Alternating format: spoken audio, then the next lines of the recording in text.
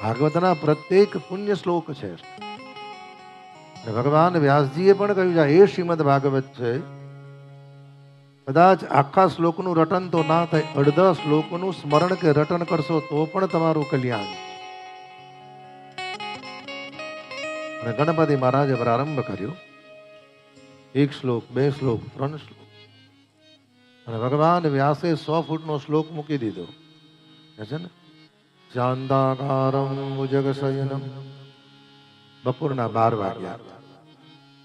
ભગવાન વ્યાસને મધ્યાહન સંધ્યાનો સમય થયો. અને આમે તમે જુઓ કે બહુ બુદ્ધિશાળી માણસ એના ઘરમાં પ્રસંગ હોય ને, અને જેને કામ કરવાની આળસ હોય એટલે તરત જય શ્રી કૃષ્ણ કરીને કે હું છોકરા રમાડીશ, તમે તમારે કરો. બપોરના 12 વાગ્યા. અને જ્યાં ભગવાન વ્યાસજીએ 100 ફૂટનો શ્લોક મૂક્યો અને ભગવાન વ્યાસજી મધ્યાહન સંધ્યામાં ગયા છે. અને ગણપતિ મહારાજ ચિંતન કરે છે. કે છે ને, ધરતી કા કાગજ કરું લેખન કરું વનરાય, 7 સમુંદર સાઈ કરું અન હરિ ગુણ લિખ્યો ન જાય. 7 સમુંદર કી સ્યાહી કરું, હરિ ગુણ લિખ્યો ન જાય. હરિ ગુણ લિખ્યો ન જાય. હરિ વ્યાપક સર્વત્ર સમાના, પ્રેમ સે પ્રગટ કોઈ મેં જાના.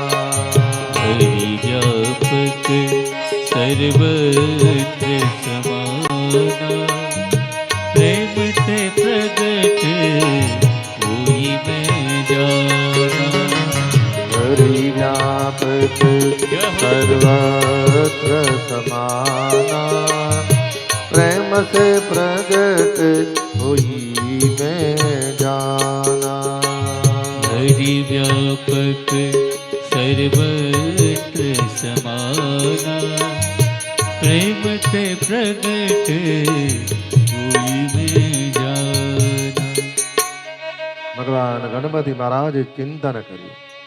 શાંતાકારમ ભુજગશયનમ. કોઈ કે ભગવાન શીર્ષાગરમાં છે, કોઈ કે ભગવાન વૈકુંઠમાં છે. હરિ વ્યાપક સર્વત્ર સમાન. દર્શન કર્યું. લેખન કરતા કરતા ભગવદ અનુગ્રહથી શ્રીમદ ભાગવતનું લેખન તો થઈ ગયું. હાય, લેખન થઈ ગયું. મકાન તો તૈયાર થઈ ગયું. હવે કોઈ રહેવા આવનાર, કોઈ વારસદાર તો જોઈએ ને. ભગવાન વ્યાસજીએ પત્ની અરણી દેવીને કહ્યું, દેવી એક ઈચ્છા છે. ભગવદ અનુગ્રહથી ગણપતિ મહારાજની કૃપાથી પ્રગટ તો થયું, અને એક ઈચ્છા છે, મારે તો એક દીકરો થાય તો સારું. અને કેટલા વર્ષની ઉંમર છે? 100 વર્ષ. અમુકને તમે જોજો, જેમ જેમ ઉંમર વધે એમ એમ ઈચ્છાઓ વધે.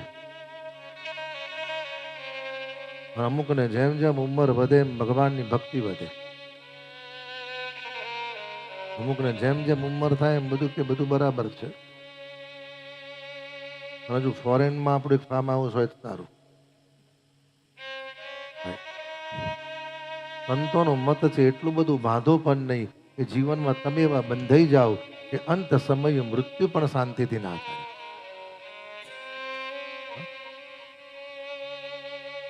કરુણા થઈ. ભગવદ અનુગ્રહથી મહારાજ પત્ની અરણી દેવીએ કહ્યું ને, 100 વર્ષની ઉંમરે ભગવાન વ્યાસજીને ઈચ્છા થઈ. અને દેવી સામાન્ય નહીં, મારે એવો દીકરો જોઈએ જે દીકરા સ્વરૂપે ભગવાન સદાશિવ સાક્ષાત પધારે.